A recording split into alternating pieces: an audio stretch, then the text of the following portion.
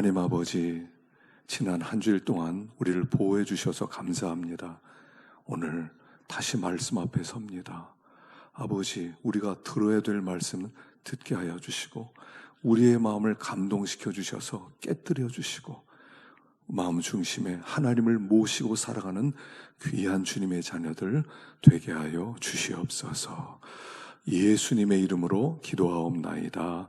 아멘. 우리 박종림 권사님 예배 드릴 수 있으세요? 아니면 저기 유아방으로 가셔도 됩니다. 허리가 아프실 수 있으니까 나가셔서 유아방으로 좀 가셔도 되겠습니다. 우리는 지난 시간에 이 세상의 본질이 어떤 세상인지를 생각해 보았습니다. 그래서 인지양을 우리가 살펴보았죠. 여러분, 성경은요 놀라운 책입니다. 인간이 어떤 사람, 어떤 정체의 어떤 속성을 가지고 있는지 알려면 성경으로 들어가면 됩니다. 또 이 세상이 도대체 어떤 세상이냐, 세상의 본성을 알려면 성경을 보시면 합니다. 다 나와 있고요, 그대로 기록되어 있어요. 그래서 성경은 인문학 책 중에서 아주 근본적인 가장 놀라운 그런 책으로 알려져 있습니다. 여러분, 성경을 많이 읽으세요. 또 많이 연구하세요. 또 공부하세요. 묵상하다 보면 세상에 대하여 우리는 알게 될 것이고 지혜가 생길 것입니다. 어떻게 살아야지. 그래서 이 성경은 우리들에게 놀라운 것을 제공하고 있는데, 지난 시간에 인지양에 대해서 생각해 보았어요. 인을 뗄 때 어떤 일이 생겼느냐. 그래서 네 가지 말, 흰 말, 또 붉은 말, 검은색 말, 청황색 말이 나왔어요. 그래서 흰 말을 입은 흰 말이 이제 이 세상에 나오는데, 이것은 정복욕이라고 그랬죠. 하나님을 떠난 사람 마음가운데 정복욕이 있어요. 난 정복하고야 말 거야. 이기고 또 이기고야 말 거야. 그래서 절대로 이 세상에서 지면 안 돼요. 지면 패배하는 거예요. 그래서 죄악된 인간의 특징은 하여간 어떻게든 이겨야만 해요. 무한 경쟁의 사회에서 지면 안 된다, 이런 마음이 있어요. 거기에서 분쟁도 나오고 싸움도 나오고요, 거짓말도 나오고, 모든 것들이 여기서부터 나오는 세상이다 하는 것이요. 그를 배웠습니다. 두 번째, 붉은 말이죠. 붉은 말이 나왔을 때 평화가 제고된 세상, 큰 칼을 받았다고 그랬죠. 전쟁이라는 거예요. 이 땅의 특징은 전쟁이에요. 지금도 우리는 전쟁이 없는 것 같지만 사실은 휴전 상태죠. 북한에 우리의 대적이 있고요. 그 다음에 각 나라마다 크고 작은 싸움들이 계속 일어납니다. 그래서 평화 없는 세상이다. 사람들이 막 세상에서 평화를 찾으려고 그래요. 어떻게 하면 어디 가면 평화로울까? 싸움이 없는 곳 없을까? 어디 가면 편안하게 살 수 없는 곳 없을까? 어디 가면 인간관계 부딪히지 않는 곳 있을까? 어디 없을까? 병 없는 곳 있을까? 없어요. 세상에는 평화 없어요. 그게 세상의 특징이에요. 세 번째는 검은 말이 나왔어요. 검은 말은 기근이라고 그랬죠. 기근이요, 배고픔이에요. 이 땅에 있는 자원은 항상 한계적이에요. 여러분, 마치 이 땅의 자원이 막 무한하다고 생각하는데 그렇지 않아요. 한계가 있어요. 그렇기 때문에 내가 배부르면 누군가 배고프게 돼 있어요. 내가 두 그릇 먹으면 누군가 못 먹어요. 그래서 이 세상은 빈익빈 부익부에 결핍된 세상이라는 거예요. 결핍이 있어요. 먹는 것 뿐이겠습니까? 모든 면에 결핍이 있는 세상이에요. 그래서 악의 다툼을 하는 거예요. 좀 더 많이 먹겠다고. 우리는 그래도 이렇게 좋은 나라에 배부르게 평화롭게 살고 있지만 전 세계적으로요, 지난밤에도 제대로 먹지 못하고 잔 사람들이 10억 명 이상이 넘어요. 기근의 세상이라는 거죠. 그것이 우리나라에 올 수도 있다는 것입니다. 마지막에는 청황색 말이 나왔어요. 청황색 말의 이름은 죽음이에요. 결국 죽음이 왕노릇하는 세상이에요. 사람들은 죽음의 냄새를 자꾸 지우고 싶어 해요. 사람도 죽지 않는다. 여러분, 오래 살 것입니다. 죽음도 정복될 겁니다. 여러분, 100세까지 살 준비하십시오. 물론 100세까지 살 수도 있습니다. 그러나 그렇게 못 살 가능성이 더 높아요. 온 땅에는 죽음이라는 지뢰가 가득 찼어요. 집안의 문을 여는 순간부터 우리는 죽음의 위협 속에 살아갑니다. 죽음은 피할 수 없는 현실이고요. 언젠가 우리는 다 그 죽음에 삼킨 바 될 것이다. 그게 이 세상의 속성이고 특징이다. 하나님의 진노 가운데 있는 세상이라는 것을 배웠습니다. 그럼 이런 세상 속에 믿는 사람은 어떻게 살아야 되는 거냐? 우리는 말씀을 붙들고 하나님의 말씀과 예수 그리스도의 증거를 가지고 믿음으로 사는 세상이다. 그래서 믿음으로 살다 보면 우리는 고난을 겪을 수 있고 때로는 순교도 당할 수가 있는 세상이다. 우리는 말씀 붙들고 옳다, 옳다, 아니다, 아니다 이거밖에 없어요. 항상 이걸 물어보셔요. 하나님의 뜻인가? 하나님의 뜻이라면 좌우를 살피지 마세요. 하나님의 뜻이다. 그 길을 직진하는 거예요. 이게 우리의 길이고요. 그걸 순교하는 삶 이렇게 얘기하는 거예요. 그런데 우리는 이게 하나님의 뜻이냐를 묻질 않아요. 하나님이 기뻐하지 그걸 묻지 않아요. 상황이 어떠냐를 생각해요. 항상 사정이 어떠냐를 생각해요. 그래서 순교자의 길을 걷지 않는다는 거예요. 생명의 길을 걷지 못하고 있다는 것을 보여주고 있어요. 순교는 어려운 게 아니라고 그랬죠. 순교는 말씀에 대하여 하루씩 순종하는 게 순교자의 길이에요. 어떤 사람은 하나님이 일찍 데려갈 수 있고 어떤 사람은 일찍 데려가지 않고 오래 남겨둘 수 있어요. 그러나 매일매일 말씀 붙들고 순종하는 길 하나님의 뜻입니다. 그 길을 걸어가셨다면 그 사람은 순교자로 살아간 것이다 하는 것을 우리는 배웠습니다. 그게 우리의 가는 길이라고 그랬죠.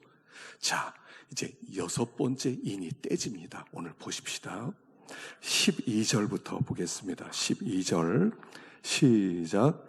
내가 보니 6째 인을 떼실 때에 큰 지진이 나며 해가 검은 털로 짠 상복같이 검어지고 달은 온통 피같이 되며 하늘의 별들이 무화과 나무가 대풍에 흔들려 설익은 열매가 떨어지는 것 같이 땅에 떨어지며 하늘은 두루말리가 말리는 것 같이 떠나가고 각 산과 섬이 제자리에서 옮겨짐에 그들의 진노의 큰 날이 이르렀으니 누가 능히 서리요 하더라. 자, 17절에 진노의 큰 날이 이르렀으니 누가 능히 서리요. 자, 지난주일날 말세와 말세 지말에 대해서 말씀을 드렸어요. 예수님이 이 땅에 오셨을 때부터 다시 오실 때까지 전체 기간을 말세 이렇게 부른다고 그랬죠. 그런데 예수님이 막 오기 전에 마지막 날 큰 진노의 심판이 있는 그날을 말세 지말 이렇게 부른다고 그랬어요.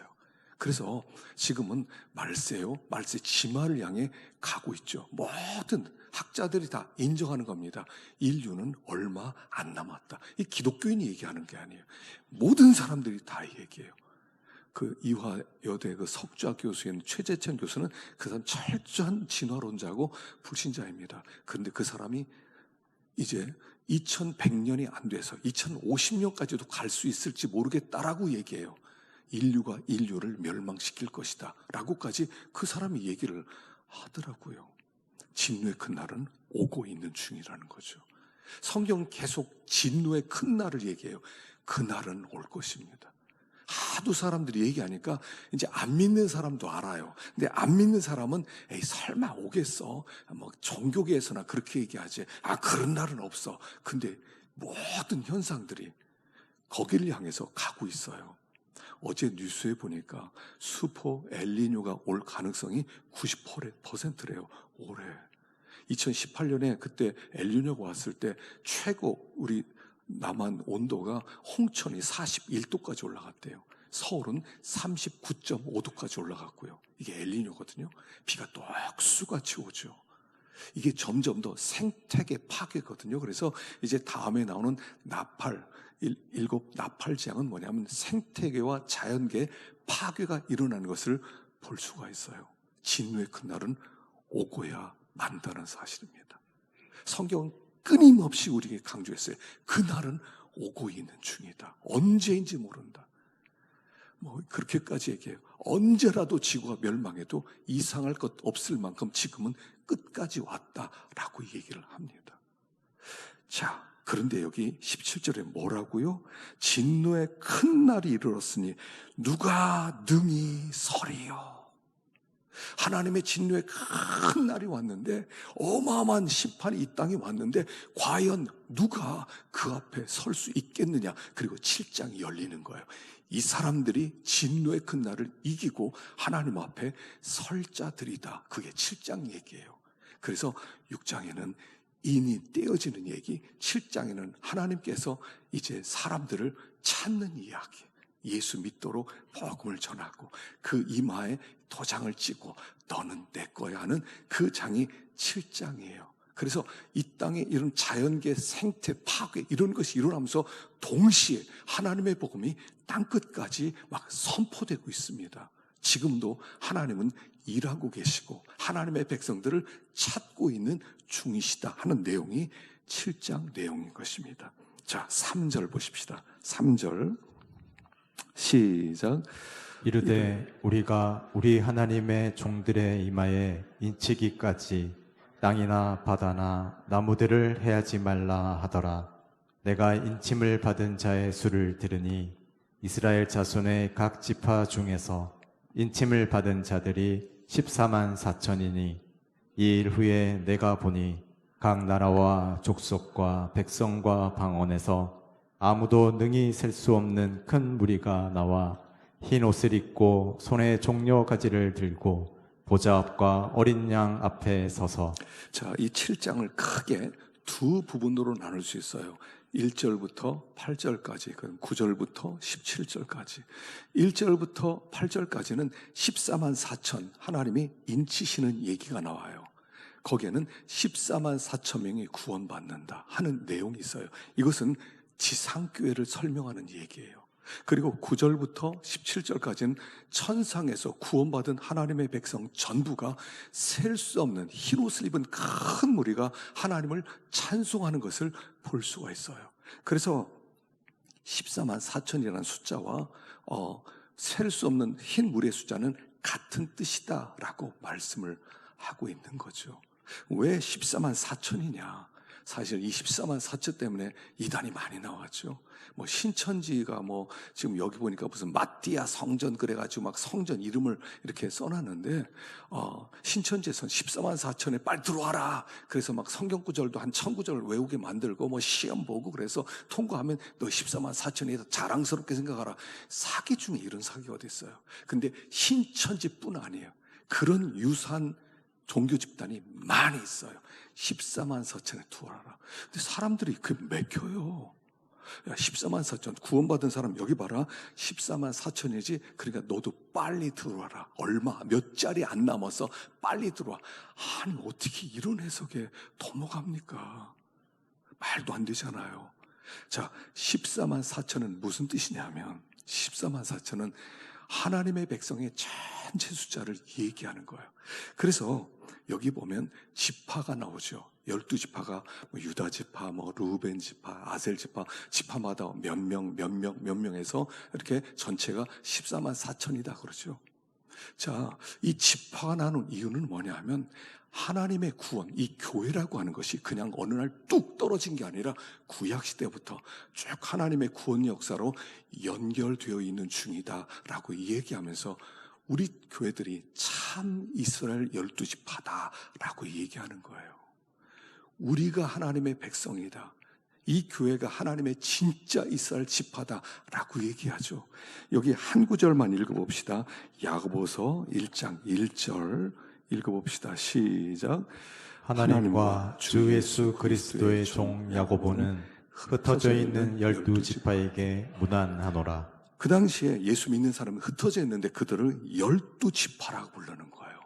흩어져 있는 하나님의 백성이 진짜 참 이스라엘 백성이다. 그들이 교회야말로 참 하나님의 백성이다 라고 얘기해요. 그래서 14만 4천은 12 곱하기 12 곱하기 1000이거든요. 12지파입니다. 그 구약시대 12지파의 12배. 그 당시에 그 숫자가 아니라 12배 곱하기 천문학적 큰 숫자 1000, 그래서 14만 4천으로 이건 철저히 상징적인 숫자예요. 하나님의 정한 숫자가 있지만 그들은 천국에서 보면 셀 수 없는 큰 무리예요. 그러니까 14만 4천은 숫자에 초점이 맞춰진 게 아니라는 거예요. 숫자 몇 명이냐에 초점 맞춘 게 아니라 이 사람들은 어떤 정체와 어떤 고난을 가진 그런 복된 사람들이냐에 초점이 맞춰진 것이지, 이것은 몇 명이냐 하는 숫자에 초점 맞춘 게 아니라는 얘기죠. 그래서 임 맞은 사람이 14만 4천, 셀 수 없는 큰 무리와 같은 뜻이다 하는 거예요. 그런데 이마에 도장을 찍었어요. 왜 하필 이마라고 그랬어요? 왜 하필 이마입니까? 손에 맞아도 되고 뭐 등에 맞아도 되고 가슴에 맞아도 되는데 왜 꼭 이마에다가 인을 쳤다고요? 이마는 뭐냐면 정신이란 뜻이에요. 신앙은 뭐냐면 신앙 정신으로 무장된 사람을 얘기하는 거예요. 영적으로 무장된 사람, 하나님의 말씀으로 무장된 사람, 믿음으로 무장된 사람, 어영부영, 흐지부지 이런 사람들이 아니라는 겁니다. 예수 믿는 사람들은 독실한 사람들이에요. 이게 하나님 말씀입니다. 이해하고 그냥 믿음으로 순종해 나가는 그런 사람들이에요. 그래서 신앙 정신이 좀 투철해야 돼요. 신앙 정신. 우리가 아이들 어릴 때부터 그 신앙 안에서 훈련시키는 게 왜 중요하냐면 어릴 때부터 딱 들어가면요 아이들이 흔들리질 않아요. 웬만하면 흔들리지 않아요. 근데 중간에 믿거나 그러면요 쉽게 세상을 자꾸 생각하면서 쉽게 흔들린단 말입니다. 신앙 정신이 투철해야 돼요. 마지막 때는요 영적 사상으로 꽉 흔들리지 않아요. 이 마지막 때 시험을 이길 수 있다라고 얘기하는 거죠. 그래서 보면 영적 심지가 있는 사람이 있는가 하면, 영적 주도권이 있는 사람이 있는가 하면 영적으로 희미한 사람들이 많아요. 참 믿는 사람 같은데 어떻게 보면 안 믿는 사람이야. 안 믿는 사람인 줄 알았는데 어떻게 보면 믿는 사람이야.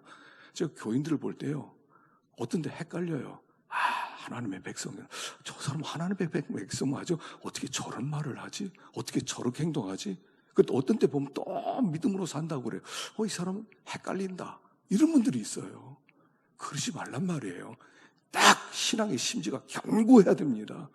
주일은 그냥 지켜야 됩니다. 11조는 그냥 드려야 되는 겁니다. 하나님 앞에 기도는 해야 되는 겁니다. 말씀은 하나님 앞에 말씀을 들어야 되는 겁니다. 이게 딱 정해져야 되는데 할까 말까 이러면 안 되는 거예요. 이 마지막 때는 이럴까 저럴까 없어요. 이제는 믿음으로 사는 것밖에 없어요. 이게 이마에 도장 받은 사람이란 뜻이에요. 그래서 오늘 여기 본문에 우리가 초점을 맞출 것은 그러면 이 14만 4천 이마에 인 받은 사람의 특징이 뭐냐가 나오는 겁니다. 자, 민수기 1장 2절을 한번 읽어볼까요? 민수기 1장 2절 시작. 너희는 이스라엘 자손의 모든 회 중 각 남자의 수를 그들의 종족과 조상의 가문에 따라 그 명수대로 계수할지니 이스라엘 중 20세 이상으로 싸움에 나갈 만한 모든 자를 너와 아론은 그 진영별로 계수하되. 자, 광야로 나왔을 때 하나님께서 모세에게 이스라엘 백성의 인원수를 세봐라 이렇게 말씀합니다. 인원수를 세는 이유가 뭐냐면 3절에 20세 이상으로 싸움에 나갈 만한 모든 자의 인원을 세라. 다시 말하면 숫자를 세는 이유는 이들의 병적 관리를 위함이에요. 이들은 군사라는 거예요. 하나님의 군대라는 거예요. 그래서 그냥 백성들이 아니에요. 우리는 그냥 이스라엘 백성들, 하나님의 백성들이 아니에요. 우리 하나님의 군대들이에요. 그래서 여기에 앞부분에 보면 우리가 기록을 안 했습니다만 맨 처음에 지파 중에서 첫 번째 나오는 지파가 유다 지파예요. 왜냐하면 이 유다 지파는 여호수아서나 사사기를 볼 때 전쟁 때 항상 앞서는 지파가 유다 지파예요. 그래서 유다 지파가 처음에 나오는 거예요. 단지파가 보면 없어졌어요. 단지파가 빠졌어요. 단지파가 빠진 이유는 뭐냐면 단지파의 땅은 블레셋 땅 옆의 땅이었거든요. 그래서 블레셋을 정복하고 너희들이 그 땅을 차지하라는 그런 메시지였는데 단지파가 블레셋과 싸움을 거절해요. 싸우기 싫어. 그리고 저 북쪽에 라이스라고 하는 그런 땅으로 가서 편안하게 사는 사람들을 치고 그 땅에서 편안하게 살려고 했어요. 그래서 그들이 지파의 땅을 버렸어요. 싸움을 거절했어요. 그래서 지파에서 제외를 지켜버려요. 신자는 이마에 인침받은 사람은 하나님의 백성인데 영적 싸움을 거절하면, 메시아 전쟁을 거절하면 제외된다는 거예요. 우리는 군사로 부름받았다는 거죠. 자, 우리의 대적은 셋입니다. 무엇과 싸울 것이냐? 셋과 싸워야 됩니다. 아시죠? 첫째, 마귀예요. 두 번째, 세상이에요. 세 번째, 자기 자신, 옛사람이에요. 우리의 원수는 셋이에요. 그래서 그 바울이 세상 떠나기 전에 마지막 고백에 우리가 선한 싸움을 싸우고 달려갈 길을 마치고 믿음을 지켰으니, 고백할 때 첫 번째가 선한 싸움을 싸우고 라고 고백하죠. 우리는 싸우는 사람들이라는 겁니다. 예수님께서 이 땅에 우리를 남겨두신 것은 싸우라는 겁니다. 그래서 첫 번째 대적은 원수 마귀예요. 원수 마귀가 영적으로 우리를 자꾸 흔들어요. 마귀는 절대로, 마귀가 스스로 이렇게 뿔 달린 그런 영적 존재로 나타나서 괴롭히질 않아요. 반드시 마귀는 바이러스 같아서 숙주가 필요해요. 어떤 사람 속으로 들어가서 우리를 괴롭히는 거거든요. 그래서 믿는 사람을 괴롭히는 어떤 사람이 있다면 그 뒤에 마귀가 있는 거예요. 숙주 마귀가 있어요. 우리가 코로나에 걸릴 때 코로나 걸린 사람을 만나면 코로나 걸리죠. 바이러스가 어떤 사람을 숙주로 삼아서 그걸 퍼뜨리는 거예요. 그 사람이 문제가 아니에요. 그 속에는 바이러스, 코로나 바이러스가 문제예요. 바로 그렇게 원수 마귀는 어떤 사람을 통해서 나에게 찾아오는 거예요. 그래서 우리가 영적인 눈을 떠야지, 영적인 눈을 뜨지 않으면 우리는 그냥 넘어가요. 마귀 역사에 넘어가서 시험 들거든요. 항상 영적인 눈을 떠서 우리의 원수는 사람이 아니라 그 속에 숨어있는 마귀다. 거짓의 영, 미움의 영, 교만의 영, 분열의 영, 음란한 영, 그런 영과 우리가 싸우는 거지 사람과 싸우는 것은 아니다 하는 것을 알아야 되고요. 세상과 싸우라는 건 뭐냐면 세상의 정신이에요. 하나님을 떠난 세상의 가치관이 있어요. 이 세상이 옳다라고 모든 사람이 인정하는 가치관이 있어요. 그 사람들이 만든 문화가 있어요. 그들이 만든 유행이 있어요. 하나님 떠난 문화, 하나님 떠난 유행, 하나님 떠난 사상, 하나님 떠난 이념, 그 세상 풍속에 이것과 우리는 싸우는 거예요. 마치 이스라엘 백성들이 광야로 났을 때 항상 애굽을 생각합니다. 애굽 때가 좋았는데, 고기 먹을 때가 좋았는데, 거기는 수박도 있었는데, 거기는 참외도 있었는데, 애굽으로 돌아오고 싶다. 애굽 때가 진짜 행복했었지. 애굽을 사랑하는 마음이에요. 이것과 싸우는 거예요. 여러분, 너무 유행을 많이 따라가려고 하지 마세요. 요즘 아이들, MZ세대들은 유행에 민감하고 유행 안 따라간 사람이 있어요? 그러니까 아이들이 다 이거 입고 다닙니다. 그러니까 나도 이거 입을래요. 아이들이 좋아하는 색깔 따로 있고요. 아이들이 좋아하는 브랜드가 따라 있고요. 그런 걸 따라가려고 그래. 부모는 그걸 또 채워주려고 그래. 세상을 사랑하지 말라는 거예요. 세상 풍속과 우리는 부딪히는 존재들이에요. 그래서 아니다. 이것은 아니다. 하나님과 함께하는 문화, 하나님과 함께하는 백성의 삶, 그걸 걸어가라는 얘기죠. 세 번째 대적은 내 속에는 옛사람이에요. 옛사람은 한마디로 뭐겠어요? 나 사랑하는 마음이에요. 나 사랑하는 마음. 내 뜻대로 하려는 마음, 내 생각대로 하려는 마음, 내 이름 드러내려고 하는 마음, 내가 생각하는 의라고 하는 것을 주장하는 마음. 내가 누군 줄 알아? 우리는 나를 건드리면 그냥 둘 수가 없어요. 나를 건드려.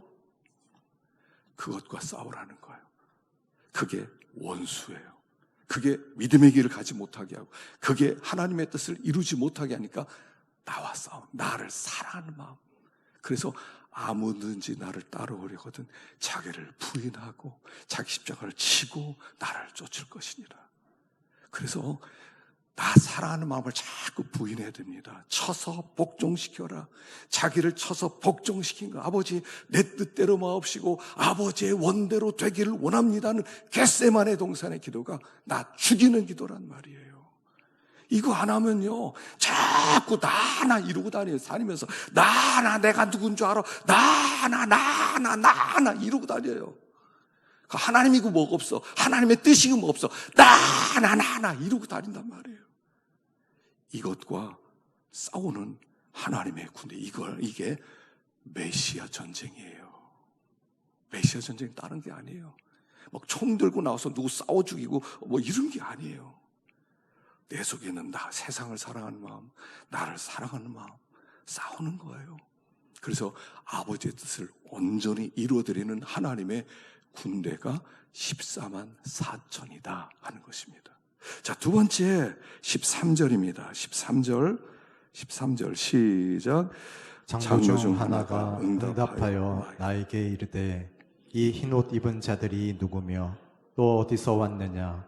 내가 말하기를 내 주여 당신이 아시나이다 하니 그가 나에게 이르되 이는 큰 환난에서 나오는 자들인데 어린 양의 피에 그 옷을 씻어 희게 하였느니라. 자, 큰 환난에서 나오는 자들이다. 큰 환난에서. 자, 이들은 흰 옷을 입었어요. 어린 양의 피에 옷을 깨끗하게 씻어서 흰 옷 입었어요. 이 흰 옷은 뭐라고 그랬죠? 흰 옷은 웨딩드레스라고 그랬죠. 우리는 흰 옷 입고 사는 사람이에요. 우리는 웨딩드레스 입었어요. 우리는 그리스도의 신부예요. 예수님이 이 땅에 오셔서 죽으신 이유는 신부 찾으러 오셨다고 그랬죠. 우리가 그리스도의 신부예요. 근데 이 그리스도 신부로서 큰 환난에 우리를 집어넣어요. 그래서 우리를 연단시키고 정결하게 만든다는 것이에요. 그래서 신앙생활은요, 환난 속으로 들어가는 겁니다. 큰 어려움 속으로 들어가는 겁니다. 당하지 않아도 되는 어려움을 예수를 믿기 때문에 그 환난 속으로 들어가서 버텨내는 겁니다. 그 속에서 정결해지는 거예요. 사람은요, 고난 당하기 전에는 정결하지가 않아요. 진짜 고난에 처하면 그때 속에 있는 게 나와요. 내 정체가 드러나요. 언제 정체가 드러나냐면요, 편안할 땐 정체 안 드러납니다. 다 가면 쓰고 살아요. 사람 다 신사적이죠. 사람은 착한 사람처럼 보이죠. 근데 고난에 딱 부딪히면 속에 있는 게 나오기 시작하는 거예요. 내가 누구지? 편안할 땐 몰라요. 여러분, 교회에서 교인 얼굴 보는 거, 여러분, 그 사람 원래 얼굴 아니에요. 그렇지 않아요? 교회 올 때 어떻습니까? 가장 멋진 얼굴로 오죠. 가장 친절한 얼굴로 와요. 근데 고난을 딱 겪으면 속에 있는 게 나오기 시작해요. 나도 나를 몰랐어요. 내가 이럴 줄 몰랐어요. 고난에 딱 닥쳐보니까 내 정체가 나오기 시작해요. 나도 몰랐던 내 정체, 가족도 몰랐던 내 정체가 솟구쳐 나오기 시작하는데 흉측한 괴물이 나오는 거예요. 그래서 하나님이 연단을 시키는 거예요. 이게 너야. 이게 너야. 그래서 고난에 들어가 보면요, 그때부터 본질을 생각해요. 막 처음에는 건강할 때는 막 이런 욕심도 부리고 저런 욕심도 부리다가 병에 딱 들어보세요. 아무 생각도 안 나요. 건강하기만 하면 좋겠다. 예전에 저기 충대 어린이 병원에 이렇게 신방을 갔었어요. 아이 하나가 백혈병 걸렸다고 그래서 기도해 달라고 해서 갔었어요. 부모가 그래요. 이 아이에게 아무것도 원하는 게 없습니다. 그동안 원하는 게 너무 많았다는 거예요. 아이가 백혈병 들어보니까 원하는 게 아무것도 없다고, 그냥 남들처럼 건강하게 뛰어놀기만 하면 좋겠다고, 일생 동안 책 한 권 안 봐도 된다고, 건강만 하면 좋겠다고. 이게 본질의 나옴이에요. 우리는 거품 속에 살아요. 우리는요, 굉장히 많은 욕심 속에 살아요. 우리는 굉장히 괜찮다고 살아요. 근데 고난 속으로 들어가면 본질이 나오기 시작하는데, 나에게 진짜 필요한 것은 이런 것이 아니었구나 하는 걸 알게 되는 거예요. 그게 정결해지는 거예요. 그래서 우리가 그리스도의 신부인데 여러분 되게 그렇지 않습니까? 부부는 한 통속이에요. 제가 보니까 부인의 말이나 남편의 말은 결국 하나예요. 뭐 말이 다릅니까? 그러면 그 가정은 문제 있는 가정이고 한 통속이에요. 똑같아요. 부인과 남편은 똑같아져요. 말하는 거, 생각하는 거, 뜻 똑같아져요. 그래서 이 그리스도의 신부인데 그리스도와 우리가 한 통속 돼야 되잖아요. 저 그리스도 신부구나. 그리스도 말하는 게 똑같네. 이렇게 나와야 되는데 한 통속이 아니야. 그리스도 생각과 우리 생각이 달라. 그러면 뭐가 다른 거죠. 잘못된 거죠. 그리스도 신부는 그리스도와 뜻이 같아야 돼요. 생각이 같아야 돼요. 마음이 같아야 돼요. 그리스도라면 어떻게 하셨을까가 우리를 통해서 나오는 거예요. 그게 연단, 고난을 통한 연단으로 정결하게 되는 과정이다. 그래서요, 믿는 사람은 고난이 있어요. 하나님이 고난을 주세요. 없었으면 좋겠어요. 근데 그 고난을 통해서 우리의 속이 나오는 거예요. 진짜가 나오는 거죠. 그래서 연단을 받으면 진짜와 가짜가 딱 나눠집니다. 딱 나눠져요. 고난 딱 왔을 때 그래도 하나님을 붙들고 하나님 없이 못 삽니다 하는 사람은 진짜고, 에이 고난이 있는 거 보니까 하나님이 뭐 이런 것도 못 이겨요. 에이 몰라. 가짜예요. 고난은 진짜와 가짜를 나눠요. 솔로몬 얘기 있죠. 솔로몬이 재판하는데 두 여자가 왔습니다. 애 하나를 두고 다 자기 거라고 그래요. 증명할 수 없잖아요. 그러니까 솔로몬이 반 잘라서 각자에게 나눠줘라. 어떻게 됩니까? 가짜인 사람은 정확합니다. 공평합니다. 의롭습니다. 자르세요. 진짜만 아닙니다. 필요 없습니다. 나 공평하지 않아도 됩니다. 저에게 주세요. 본질이 나오는 거죠. 숨겨진 마음이 나오는 거예요. 이 여자가 진짜다. 하나님이 요걸 알고 싶어서 환난 속으로 집어넣는 거예요. 환난 속에 환난 속에 들어가다 보면 그 사람의 본질이 나와요. 숨겨진 그 사람이 나와요. 뭐 이런 얘기 저런 얘기 다 하지만 나중에는 가장 속에는 진심이 나오는 거예요. 그거를 위해서 환난 가운데 던지는 것이다. 그래서 믿는 사람은요, 환난을 통과하셔야 돼요. 예수를 믿으면 환난이 없어지는 게 아니에요. 환난을 통과하셔야 돼요. 그러나 주님을 의지하고 믿음으로 살다 보면 반드시 우리 하나님께서 아름다운 열매를 주시게 되어 있어요. 욥기가 그 얘기잖아요. 고난을 받았는데 아름다운 결과를 주셨다는 것. 자, 세 번째, 마지막 세 번째입니다. 17절 시작. 이는 보좌 가운데에 계신 어린 양이 그들의 목자가 되사 생명수 샘으로 인도하시고 하나님께서 그들의 눈에서 모든 눈물을 씻어 주실 것임이라. 자, 우리가 하나님 나라에 가면 하나님이 우리가 이제 피곤하지도 않고 지치지도 않고 생명수 샘에 물을 주고 뭐 뜨거운 것도 없고 거기서 이제 하나님 나라를 누리게 하시는데, 그때 클라이막스예요. 눈에서 눈물을 씻어주신다. 눈에서 눈물을 씻어주신다. 자, 에스겔 9장 4절에 여기 보면 인치는 이야기가 나오거든요. 그 4절 시작. 여호와께서 이르시되 너는 예루살렘 성읍 중에 순행하여 그 가운데서 행하는 모든 가증한 일로 말미암아 탄식하며 우는 자의 이마에 표를 그리라 하시고 늙은 자와 젊은 자와 처녀와 어린아이와 여자를 다 죽이되 이마에 표 있는 자에게는 가까이 하지 말라. 내 성소에서 시작할지니라 하시매 그들이 성전 앞에 있는 늙은 자들부터 시작하더라. 자, 성읍에서 순행하면서 그 안에서 행하는 가증한 일 때문에 탄식하며 우는 자의 이마에 표를 그려라.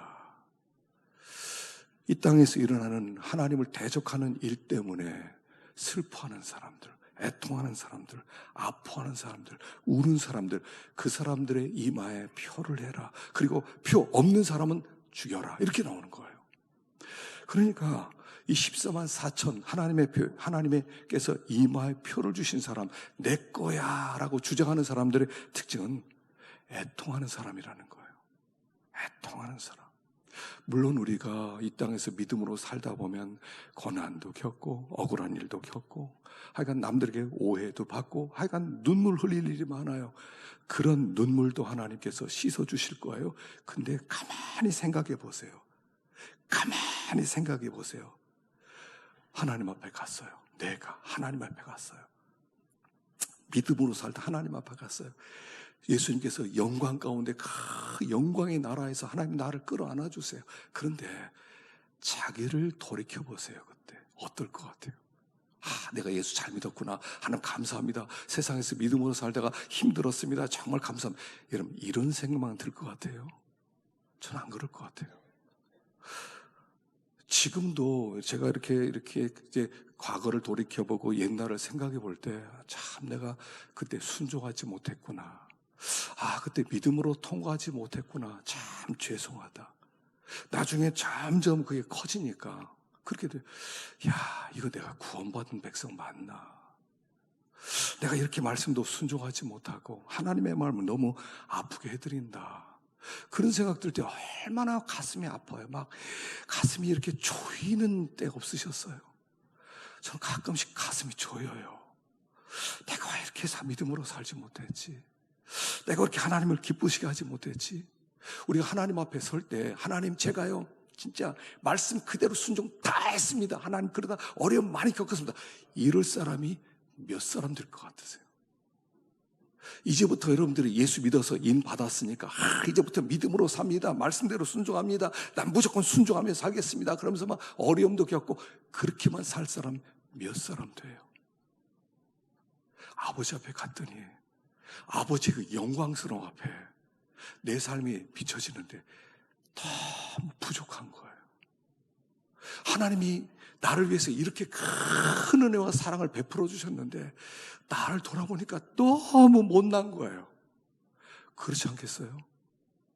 우리가 여기서 막 점점 시간이 지나면서 믿음으로 살고 헌신하며 살고 말씀대로 살고 막 그렇게 살아갑니까? 맨날 넘어지지 않아요. 근데 문득 눈 떠보니까 주님이 나를 품고 계세요. 그때 어떨 것 같아요? 하나님, 왜 나를 구원하셨습니까? 이 소리 안 나오실 것 같아요. 하나님, 다 같은 자를 하나님이 구원하셨어요?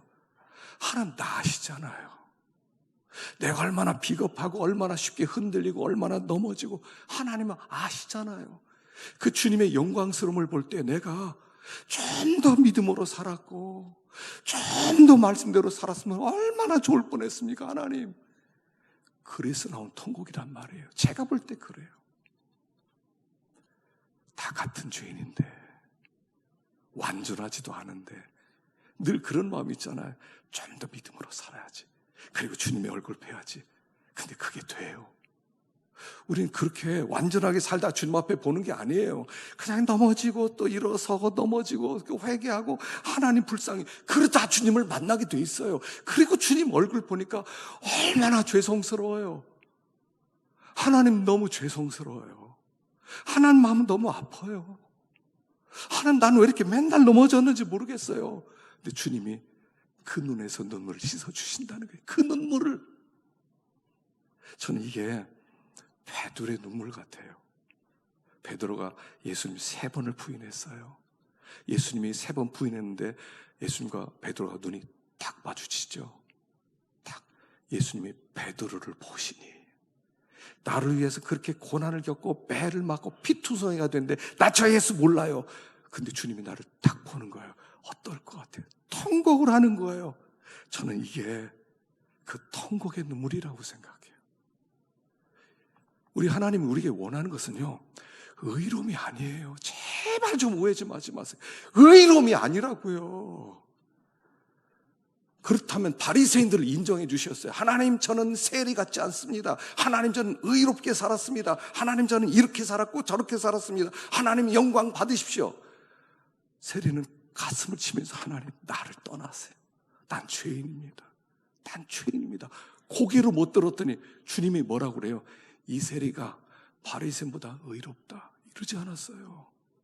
하나님 의를 바라는 게 아니에요. 우리에게 중심의 진실함으로 그 하나님의 은혜 깨진 마음으로 하나님 나는 자격이 없는 자입니다. 하나님, 나는 너무나 부끄럽습니다. 하나님, 나는 하나님 나라 백성으로 합당하지 못합니다. 하늘과 아버지께 죄를 져서 아버지 아들이라 칭함받을 수 없습니다. 그냥 나는 종입니다, 종. 이게 하나님이 우리에게 원하는 거예요. 이게 깨진 마음에서 나오는 눈물의 애통이에요. 우리 주님은 이걸 바라는 거예요. 자격 없는 너를 내가 구원했어. 이거요. 그래, 너 의로웠지? 자격 있어. 오케이. 내가 널 받아주면, 넌 틀렸어. 그런 하나님이 아니고요. 하나님, 나 자격 없어요. 하나님, 자격 없어요. 거기에서 나 같은 죄인 살리신 그 찬양이 나오는 거예요. 하늘을 두루마리 삼고 바다를 먹물 삼아도 하나님의 사랑 기록 못합니다. 이게 나오는 거예요. 의롭게 산 사람이 뭘 감사해. 나 의롭게 산 천국 당연히 가는 건데 자격 없는 내가 주님 품에 안겨서 통곡하는 거예요. 아버지, 하늘과 아버지께 너무 큰 죄를 지었습니다. 근데 나를 받아주시다니요. 왜 은혜입니까? 하나님, 나는 그냥 지옥에 떨어져야 되는데, 내버려 두었어야 되는데 나를 구원하셨습니까? 중심에 진실하며 있게, 이게 영과 진리로 예배드리는 거예요. 하나님 앞에 깨져보셔야 돼요. 가슴이 막 조일 만큼 아파서, 순종해드리지 못해서 아파서 깨진 마음으로 나올 때, 그래, 내 아들아, 내가 너를 위해 죽었지. 하나님이 눈에서 눈물을 씻어주는 것입니다. 사랑하는 성도 여러분, 하나님 우리를 사랑하세요. 이마에 도장을 찍어주셨어요. 우리는 하나님의 군대입니다. 환난을 통과하는 중이기도 하고요. 돌아보는데 근데 너무 부족해요. 애통하는 마음으로 다시 주님의 품에 안길 때에 하나님의 긍휼하심으로 우리를 위로해 주실 것이 확실합니다.